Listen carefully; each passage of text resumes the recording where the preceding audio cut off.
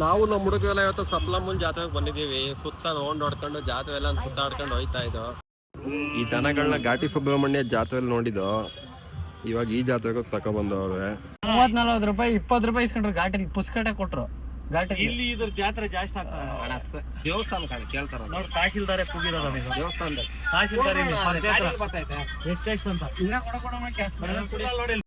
ಏನು ದನಗಳು ನೋಡ್ತಾ ಇದ್ವು, ಜಾತ್ರೆ ಒಳಗಡೆ ನಿಂತ್ಕೊಂಡು ನೋಡ್ತಾನೆ ಇರ್ಬೇಕು ಅನಿಸ್ತದೆ. ಹತ್ತು ಮಧ್ಯದಲ್ಲಿ ನಮ್ ಕಣ್ಣು ಕಂಡಿದ್ದೆ ಈ ಬನ್ನು ತೆಗೆದು ಅದು ಬೀಜ ಮಾತ್ರ 3-4 kg ಬರ್ತದೆ. ಎಲ್ಲೋದು ಬರೀ ನಮ್ ಕಣ್ಣು ಬೀಜದ ಮೇಲೆ ಇರ್ತದೆ. ಗಂಡ್ ಜನ್ಮ ಅಲ್ವಾ, ಬೀಜದ ಮೇಲೆ ಇಂಟ್ರೆಸ್ಟ್ ಜಾಸ್ತಿ ನಮ್ಗೆ. ಹುಣ್ಸೆಕಾಯಿ ಚೀಪ್ಕೊಂಡು ಜಾತ್ರೆ ಎಲ್ಲ ರೌಂಡ್ ಹೊಡೆದ ಹಾಕ್ಬಿಟ್ಟು ಸಪ್ಲಮ್ಮನ್ ದನದ ಜಾತ್ರೆಯಲ್ಲಿ ಅದ್ದೂರಿಯಾಗಿ ಕಾಣಿಸ್ತಿದ್ದ ದನ ನಡ್ಕೊಂಡು ಹೊಡ್ಕೊಂಡು ಹೋಯ್ತಾ ಇತ್ತು.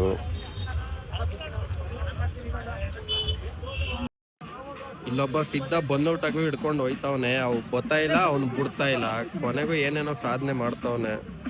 ನಮ್ಮ ಹುಡುಗ ಇದ್ರಲ್ಲಿ ಬೀಜ ಇದ್ದತ್ತ ಇಲ್ವೋ ಹುಡ್ಕು ನೋಡದ ಅಂತ ಹೇಳ್ದ. ಅಲ್ಲಿ ಹೋಗಿ ನೋಡ್ತಾ ಇದ್ದೀನಿ, ಬೀಜನೇ ಕಾಣ. ಇನ್ನೊಂದು ಟಗರಲ್ಲಿ ಬೀಜ ಕಾಣಿಸ್ತು. ಬೀಜ ಅಮುಕ್ತಾ ಇದ್ರೆ ಬಡ್ಡಿ ಮಗಂದು ಬಾಲ ನಿಗ್ರಹಿಸ್ತಾ ಹೊಟ್ಟೆ ಬೇರೆ ಹಸಿತಾ ಇತ್ತು. ಜಾತ್ರೆಗೆ ಬಂದಿರೋ ಎಲ್ಲರಿಗೂ ಪಲಾವ್ ಕೊಡ್ತಾ ಇದ್ರು. ಗಡತ್ತಾಗಿ 2 ಪ್ಲೇಟ್ ಪಲಾವ್ ತಿಂದೆ. ಇಲ್ಲಿ ಬತ್ತಾವ್ ನೋಡಿ, ಇವ್ನು 3 ಪ್ಲೇಟ್ ತಿಂದ. ಈ ಜಾತ್ರೆ ಒಳಗಡೆ ಎಲ್ಲೋದು ಬರೀ ಕಟೌಟ್ಗಳೇ ಕಾಣಿಸ್ತಾ ಇರ್ತವೆ. ಕಟೌಟ್ಗಂತೂ ಲೆಕ್ಕನೇ ಇಲ್ಲ, ಬೇಕಾದಷ್ಟು ಕಟೌಟ್ ಅವೆ. ಕಣ್ಣು ಆಯ್ಸಿದ್ರೆ ಕಾಣದ್ ಬರೀ ಕಟೌಟೇ ಜಾತ್ರೆ.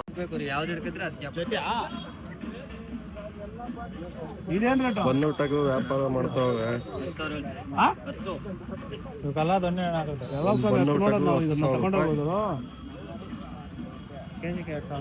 ಒಳ್ಳೆ ಉಳ್ಳಿ ಮೇವ್ ಆಗ್ತಾವೆ, ತಿನ್ಕೊಂಡು ನೆಮ್ಮದಿಯಾಗಿರ್ತವೆ.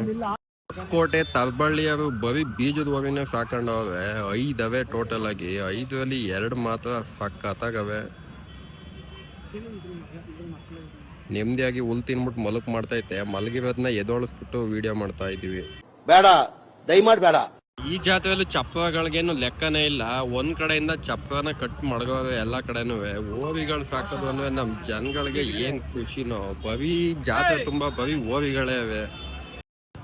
ಇದೊಂಥರ ಖಡಕ್ ಆಗಿರೋ ಒಳ್ಳೆ ಇಲಾತಿ ಬಡ್ಡೆ. ಎಷ್ಟು ಹೊಸಗಳು ಬಂದು ಹತ್ತುತ್ತೀನಿ ಅನ್ನೋ ತಾಕತ್ ಇದಕ್ಕೈತೆ. ಅದು ಇದು ಹೊಡ್ತಾ ತಡ್ಕೊಳ ಅಂತ ಹೊಸ ಬೇಕು ಅಷ್ಟೇ. ನಿಮ್ಮ ಹತ್ರ ಏನಾದ್ರು ಇದ್ರೆ ಕಮೆಂಟ್ ಮಾಡಿ. ಓಹೋ, ಈ ಜಾತ್ರೆಯಲ್ಲಿ ಒಂದೊಂದು ಚಪ್ರದೊಳಗಡೆ ಹೋಯ್ತಾ ಇದ್ದು ಒಂದೊಂದ್ ತರ ವಿಭಿನ್ನವಾದ ವಿನ್ಯಾಸಗಳನ್ನ ನೋಡ್ಬೋದು. ಏನ್ ದನಗಳವೆ, ಮಾತು ಎತ್ತಿದ್ರೆ ಲಕ್ಷ. ಇನ್ನೊಂದ್ ಸ್ವಲ್ಪ ದಿನ ಹೋದ್ರೆ ಕೋಟಿಗೆ ಬೆಲೆನೇ ಇರೋದಿಲ್ಲ. ಈ ದಾವಣಿ ಒಳಗಡೆ ಕಟ್ಟಿರೋ ಅಷ್ಟು ಜೊತೆ ದನಗಳನ್ನ ನೋಡ್ತಾ ಇದ್ರೆ ಕೋಟಿಗೆ ಲೆಕ್ಕನೇ ಇಲ್ಲ ಅನ್ನೋ ರೀತಿ ಅವೆ. ಶೋಕಿ ಮಾಡಿದ್ರೆ ಜಾತ್ರೆ ಒಳಗೆ ಈ ತರ ಮಾಡ್ಬೇಕು. ಎತ್ತಿನ ಗಾಡಿ ತಗೊಂಡು ಶಿಸ್ತಾಗಿ ರೌಂಡ್ ಹೊಡಿತಾವೆ. ಮಕ್ಳು ಕಾಲದಲ್ಲೂ ನಮ್ಮ ಮೈಕ್ಳುಗಳವೆ ಹುಡ್ಗಿ ಎಲ್ಲವಳೆ ಅಂತ ಕುತ್ಕೊಂಡು ಕಾಯ್ತಾ ಇರ್ತವೆ. ಆದ್ರೆ ಈ ಅಣ್ಣ ನೋಡಿದ್ರೆ ದನ ಕಾಯ್ಕೊಂಡು ಕೂತವನೆ ನಮ್ಮಂಗೆ. ಇವೆಲ್ಲ ಯಾವ ತಳಿ ದನಗಳು ನಮ್ಗಂತೂ ಗೊತ್ತಿಲ್ಲ. ನಿಮ್ಗೇನಾದ್ರು ಗೊತ್ತಿದೆ ಒಂದ್ ಕಮೆಂಟ್ ಮಾಡಿ. ನಾವಿದ್ನ ಮಲ್ನಾಡ್ ತಳಿ ಅಂತ ಹೇಳ್ತೀವಿ. ನಿಮ್ಮ ಅನಿಸಿಕೆ ಏನು ಅಂತ ಒಂದ್ ಕಮೆಂಟ್ ಹಾಕಿ. ಈ ಹಸಗಳು ಮಲಗಿರೋದು ನೋಡಿದ್ರೆ ಅದು ಬೆನ್ ಮೇಲೆನೆ ಒಂದ್ ಪಾಪು ಮಲಗಿಸ್ಬೋದು. ಅಷ್ಟೊಂದು ಅಗ್ಲುಕೈತೆ ಇತ್ತು ಬೆನ್ನು.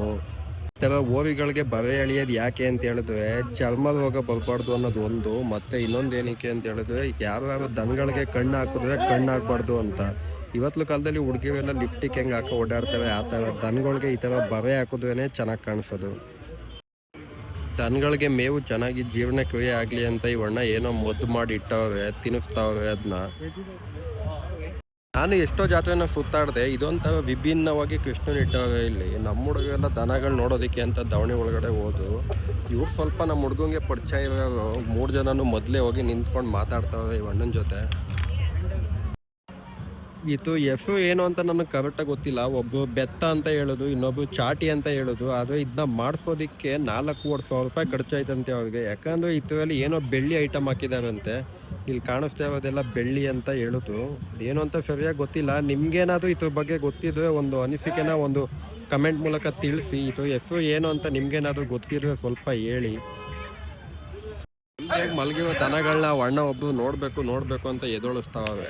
ಬೆಳಿಗ್ಗೆಯಿಂದ ದನಗಳಿಗೂ ಎದ್ದಿ ಮಲಿಕೊಂಡು ಸಾಕಾಗೋಗಿರ್ತದೆ. ಈ ಜಾತ್ರೆಗೆ ಬಂದು ಎದ್ದಿ ಮಲಿಕೊಳ್ಳೋದೇ ಒಂದು ದೊಡ್ಡ ಸಾಧನೆ ಆಗೋಗಿರ್ತದೆ ದನಗಳಿಗೆ. ಆ ಅಣ್ಣ ಎಷ್ಟು ಎದೊಳಿಸ್ತಾ ಇದ್ರು ಇದು ಎದೊಳ್ತಾನೆ ಇಲ್ಲ. ಅದಕ್ಕೂ ಬೆಳಗ್ಗೆಯಿಂದ ನಿಂತಿ ಸಾಕಾಗೋಗೈತೆ. ಇನ್ನು ಎಷ್ಟೊತ್ತು ಅಂತ ಎದೊಳ್ತದೆ ಅದುವೇ. ಕೊನೆಗೂ ಬಿಡ್ಲೇ ಇಲ್ಲ ಅಣ್ಣ ಎದೊಳ್ಸೇ ಬಿಟ್ಟು. ಈ ಓವಿಗಳು 12 ಲಕ್ಷ ಅಂತ ಇಲ್ಲಿ ಕೂತಿರೋ ಯಜಮಾನ್ರು ಹೇಳ್ತಾವೆ. ಅವರೇ ಈ ಓವಿ ಓನರು. ನಮ್ಮ ಮಕ್ಳು ಎಲ್ಲೇ ಹೋದ್ರು ಮಕ್ಕಳಕ್ಕಿಂತ ಜಾಸ್ತಿ ತಿಗಾನೆ ನೋಡೋದು. ನಾವಂತಾರ ಡಿಫ್ರೆಂಟು. ಯಾವಾಗಲೂ ಓವಿಗಳನ್ನ ನೋಡೋಕೆ ಬಂದು ಜಾಸ್ತಿ ನೋಡೋದೇ ಫಸ್ಟ್ ಹಿಂದೆಗಡೆ ತಿಗ ಎಲ್ಲ ಯಾವ ಥರ ಇದೆ ಅದನ್ನ ನೋಡಿ ಆಮೇಲಿಂದ ದನ ಎಷ್ಟು ಬಾಳುತ್ತೆ ಅಂತ ಬೆಲೆ ಮಾಡ್ತೇವೆ. ನನಗೆ ಇನ್ನೂ ಒಂದೇನೋ ಹೇಳ, ಹೊಸಗಳು ಗಂಜಲ ಒಯ್ಬೇಕಾದ್ರೆ ನೆಲ ಎಲ್ಲ ತ್ಯಾವ ಆಗ್ಬಾರ್ದು, ಜಾಗ ಎಲ್ಲ ಗೊಜ್ಜೆ ಹಾಕ್ಬಾರ್ದು ಅಂತ ಈ ಒಳ್ಳೆ ಗಂಜಲ ಬಗ್ಸೋಕೆ ಒಂದು ಒಳ್ಳೆ ಸಖತ್ತಾಗಿ ಮಾಡಿ ಇಟ್ಕೊಂಡವ್ರೆ ಡಬ್ಬನ. ಈ ಜಾತ್ರೆ ಒಳಗಡೆ ಲಕ್ಷ ಅನ್ನೋದು ಲೆಕ್ಕಕ್ಕೆ ಇಲ್ಲ, ಕೋಟಿ ಅನ್ನೋದು ಬೆಲೆಗೆ ಇಲ್ಲ. ಅಷ್ಟೊಂದು ಒಳಗಡೆ ಹೋದ್ರೆ 1 ಕೋಟಿಗೆ ಬೆಲೆ ಬಾಳುವಂತ ದನಗಳವೆ. ಇಂಥ ಕಾರ್ನ ದುಡ್ಡಿರೋರು ಎಷ್ಟಾದ್ರೂ ತಗೊಂಡು ನಿಲ್ಲಿಸ್ಕೋಬಹುದು. ಆದ್ರೆ ಈ ತರ ಒಂದ್ ಜೊತೆ ದನ ತಗೊಂಡೋಗಿ ಮನೆ ಹತ್ರ ನಿಲ್ಲಿಸ್ಬೇಕು ಅಂದ್ರೆ ತಾಕತ್ ಇರ್ಬೇಕು. ಲಕ್ಷಕ್ಕೆ ಬೆಲೆ ಬಾಳೋ ಕಾರ್ನ ಈಚೆ ಕಡೆ ನಿಲ್ಸೋರೆ. ಕೋಟಿ ರೂಪಾಯಿ ಮೌಲ್ಯದ ಹೊಸಗಳನ್ನ ಅರಮನೆ ತರ ಶೆಡ್ ಹಾಕಿ ಒಳಗಡೆ ನಿಲ್ಸೋರೆ. ಆ ಕಾರ್ನ ದುಡ್ಡಿಟ್ಟಿರೋನು ಎಷ್ಟು ಬೇಕಾದ್ರೂ ತಗೋಬಹುದು. ಆದ್ರೆ ಈ ತರ ಒಂದ್ ಜೊತೆ ದನ ಸಾಕ್ಬೇಕು ಅಂದ್ರೆ ತಿಗದಲ್ಲಿ ದಮ್ ಇರ್ಬೇಕು. ಈಚಕ್ಕೆ ದೃಷ್ಟಿ ಬಟ್ಟಿಟ್ಬಿಟ್ಟವ್ರೆ. ಈ ತಳಿ ಹೆಸರು ಒಂಗೋಲ್ ಅಂತೆ. ಎಲ್ಲಿಂದ ತಗೊಬಂದಿದ್ದು ಗೊತ್ತಿಲ್ಲ ಇವ್ರಿಗೆ. ಆದ್ರೆ ದವಣಿ ಗೂಟ ಮಾತ್ರ ಸಖತ್ತಾಗಿ ಮಾಡಿಸೋರೆ. ಏನಿಲ್ಲ ಅಂದ್ರೆ ಈ ತರ ದವಣಿ ಗೂಟ ಮಾಡಿಸ್ಬೇಕು ಅಂದ್ರೆ 30,000 ಖರ್ಚಾಯ್ತದೆ.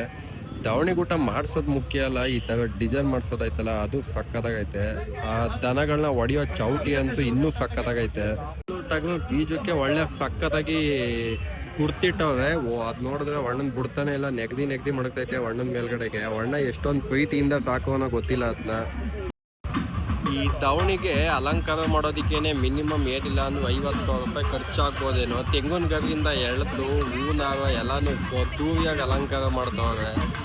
ಜೀವನದಲ್ಲಿ ರೈತರು ಶೋಕಿ ಅಂತ ಮಾಡಿದ್ರೆ ಈ ತರ ಮಾಡಬೇಕು.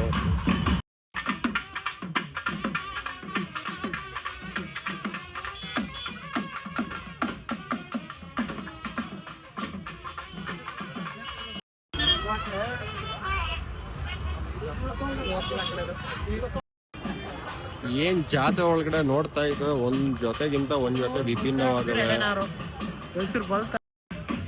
ಜಾತ್ರೆಗೆ ಇನ್ನೂ ದನಗಳು ಬರ್ತಾನೆ ಅವೆ. ಇವತ್ತಿಂದ ಕಟ್ತಾ ಇರೋದೇನೋ ಜಾತ್ರೆ. ಈ ಜಾತ್ರೆಗೆ ಇನ್ನೂ ತುಂಬಾ ಊರುಗಳಿಂದ ದನಗಳು ಹೊಡ್ಕೊಂಡು ಬರ್ತಾವೆ. ಇನ್ನು 2-3 ದಿನ ಜಾತ್ರೆ ನಡೆಯುತ್ತೆ. ನಿಧಾನಕ್ಕೆ ಬಂದು ನೋಡ್ಕೊಂಡು ಹೋಗಿ.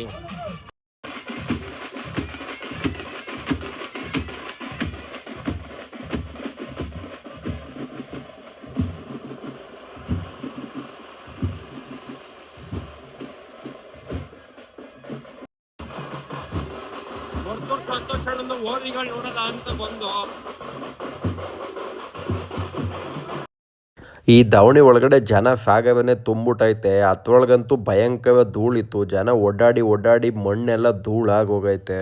ಆ ಧೂಳೊಳಗಡೆ ದನಗಳು ನೋಡೋದೇ ಒಂಥರ ಮಜಾ. ಅದ್ರ ಮಧ್ಯದಲ್ಲಿ ಇಲ್ಲಿರೋ ಹುಡುಗರುಗಳು ದನಗಳಿಗೆ ಅಲಂಕಾರ ಮಾಡ್ತಾ ಇದ್ರು. ಇವ್ರದ್ದು ಮೆರವಣಿಗೆ ಐತೆ. ಮೆರವಣಿಗೆ ಸ್ವಲ್ಪ ಲೇಟು. ಹಳ್ಳಿ ಕಾರಲ್ಲಿ ನಂಬರ್ 1 ತಳಿ ಅಂತೆ ಇದು ಏಕಲವ್ಯ. ಈ ಓವಿಯಿಂದ ತಳಿ ಮಾಡಿಸ್ಬೇಕು ಅಂತ ಎಷ್ಟೋ ಜನ ಕಾಯ್ಕೊಂಡು ಬಂದು ಕೂತಿರ್ತವೆ ಇವ್ರ ಮನೆ ಹತ್ರ. ಈ ಓವಿ ಹೆಚ್ಚು ಕಮ್ಮಿ ನನ್ಕಿಂತನೂ ಉದ್ದನೇ ಐತೆ ಹೈಟಲ್ಲಿ ನೋಡೋದಿಕ್ಕೆ. ಭುಜ ನೋಡ್ತಾ ಇದ್ರೆ ಯಾವುದೋ ಒಂದು ಬಂಡೆಕಲ್ಲು ನೋಡ್ತಾ ಇದ್ದೀನಿ ಅನ್ನೋ ಫೀಲ್ ಆಯ್ತದೆ. ಈ ಓವಿ ಕೈಯಿಂದ ತಳಿ ಮಾಡಿಸ್ಬೇಕು ಅಂದರೆ ಹಸನು ಇದ್ದಷ್ಟೇ ಬಿಗಿಯಾಗಿರ್ಬೇಕು. ಅದೇನಾದರೂ ಸಣ್ಣಕ್ಕಿದ್ರೆ ಅದು ನಡ ಮುರಿದೋಗೋದಂತೂ ಗ್ಯಾರಂಟಿ. ಈ ಓವಿಗಳಂತೂ ನೆಮ್ಮದಿಯಾಗಿ ಮಲಗವೆ. ಜನ ಬತ್ತಾನೆ ಇಡ್ತವೆ, ಒಯ್ತಾನೆ ಇಡ್ತವೆ. ಎದ್ದಿ ಮಲಿಕೊಂಡು ಇವಕ್ಕೂ ಸಾಕಾಗೋಗಿರ್ತದೆ. ಇವಾಗ ಯಾರೂ ಇಲ್ಲ, ನೆಮ್ಮದಿಯಾಗಿ ಮಲಗವೆ ಒಂದು ಅರ್ಧ ಗಂಟೆ. ತಾತ ಮುತ್ತಾತನ ಕಾಲದ ಹಳೆ ಎತ್ತಿನ ಗಾಡಿ ನೋಡಿ ತುಂಬ ಖುಷಿ ಆಯಿತು. ಈ ಗಾಡಿಗಳು ಇವಾಗ ಸದ್ಯಕ್ಕೆ ನೋಡೋಕ್ಕಂತೂ ಸಿಗೋದೇ ಇಲ್ಲ, ತುಂಬ ಅಪರೂಪ ಆಗೋಗವೆ. ಅದರಲ್ಲಿ ಏನೋ ಒಂದು ಬ್ಲೇಡ್ ನೇತಾಕಿದ್ದು. ಈ ಬ್ಲೇಡ್ ಯಾಕೆ ನೇತಾಕೋವೆ ಅಂತ ಗೊತ್ತಿಲ್ಲ. ನಿಮ್ಗೇನಾದ್ರು ಗೊತ್ತಿದೆ ಒಂದು ಕಮೆಂಟ್ ಮಾಡಿ. ಸಪ್ಲಮ್ಮನ್ ಜಾತ್ರೆಯಲ್ಲಿ ಜನ ಸಾಗರ ತುಂಬಿ ತುಳುಕ್ತಾ ಇತ್ತು. ಕಣ್ಣು ಆಯಿಸಿದಷ್ಟು ಜನಗಳೇ ಕಾಣಿಸ್ತಾ ಇದ್ವು. ಅದರಲ್ಲಿರೋ ಐಟಮ್ಗಳು ಯಾವ ತಗೊಳ್ಳೋದು ಯಾವ ಬಿಡೋದು ಏನು ಗೊತ್ತಾಯ್ತಾನೆ ಇಲ್ಲ. ಜಾತ್ರೆ ಅಂದ್ರೆ ಏನೋ ಒಂಥರ ಸಖತ್ತಾಗಿತ್ತು. ಮಿಠಾಯಿ, ಕಡಲೆಪುರಿ, ಖರ್ಜೂರ ಎಲ್ಲ ಒಂದೊಂದ್ ಕಡೆನೇ ಇಡ್ತವೆ. ಅದು ಇಲ್ಲ ಅಂತೂ ಅದಕ್ಕೆ ಸಪ್ರೇಟ್ ಕೌಂಟರ್ ಮಾಡ್ಬಿಟ್ಟವ್ರೆ. ಬಿಸಿ ಬಿಸಿ ಜಾಂಗೀರ್ ತಿನ್ನಬೇಕು ಅಂತ ಆಸೆ ಆಗಿತ್ತು. ನಾನು ನಮ್ಮ ಹುಡುಗರೆಲ್ಲ ಜಾತ್ರೆ ಒಳಗಡೆ ಹೋಗಿ ಹುಡಿಕೊಂಡು ಬಿಸಿ ಬಿಸಿ ಜಾಂಗೀರ್ ತಗೊಂಡು ಎಲ್ಲ ತಿಂದು ಟೇಸ್ಟ್ ಮಾಡ್ತಾ ಇದ್ದೀವಿ. ನೀವೇನಾದರೂ ಈ ಸಪ್ಲಮ್ಮನ ಜಾತ್ರೆಗೆ ಬಂದಿದ್ರೆ ನಿಮ್ಮ ಅನಿಸಿಕೆನ ಒಂದು ಕಮೆಂಟ್ ಮೂಲಕ ತಿಳಿಸಿ. ಯಾವ್ಯಾವ ಈ ಜಾತ್ರೆಗೆ ಬಂದಿಲ್ಲ ಎಲ್ರಿಗೂ ಈ ವಿಡಿಯೋನ ಶೇರ್ ಮಾಡಿ. ಅವರು ಕೂತಿದ್ದ ಜಾಗದಲ್ಲಿ ಜಾತ್ರೆ ನೋಡಲಿ. ಘಾಟಿ ಸುಬ್ರಹ್ಮಣ್ಯ ಜಾತ್ರೆಯಲ್ಲಿ ಅದ್ದೂರಿಯಾಗಿ ಮೆರವಣಿಗೆ ಮಾಡಿದ್ರು ಈ ದಾವಣಿಲಿರುವ ಯಜಮಾನ್ರು. ಇವರು ಒಬ್ಬರೇ ಇಷ್ಟು ಜೊತೆ ದನನ್ನು ನೋಡ್ಕೊತಾರಂತೆ. ಅದನ್ನ ಕೇಳಿ ತುಂಬ ಖುಷಿ ಆಯಿತು. ಹೋಯ್ತಾ ಇದ್ದಾವ ಈ ಅಣ್ಣ ತಗೊಳ್ಳಿ ಅಂತ ಕೂಗ್ತಾವೆ. ಇವ್ನು ನೋಡಿದ್ರೆ ತಾಳ ನಂಗೆ ಹೋಗ್ಬಿಟ್ಟು 1/4 kg ಅಲ್ಲೇ ನಿಂತಿದ್ದ ಜಾಗದಲ್ಲೇ ತಿಂತಾವನೆ. ನಾವು ಮನೆಗೆ ತಗೊಂಡಿದ್ದೆ 1/4 kg ಸ್ವೀಟು. ನಾವು ನಮ್ಮ ಹುಡುಗ ಎಲ್ಲ ಸೇರ್ಕೊಂಡು ಅರ್ಧ kg ಸ್ವೀಟ್ನೇ ಖಾಲಿ ಮಾಡಿ ಹಾಕಿದ್ದೀವಿ. ಅಲ್ಲಿ ಹೋಗಿ ಎಷ್ಟು ತಿಂದ್ರೂ ಯಾರು ಒಬ್ಬರು ಬೈಯೋದೇ ಇಲ್ಲ. ಯಾಕಂತ ಹೇಳಿದ್ರೆ ಅದು ದಿನ ದಿನ ಅಭ್ಯಾಸ ಆಗೋಗಿದೆ ಹಂಗೆ ತಿನ್ನೋದು.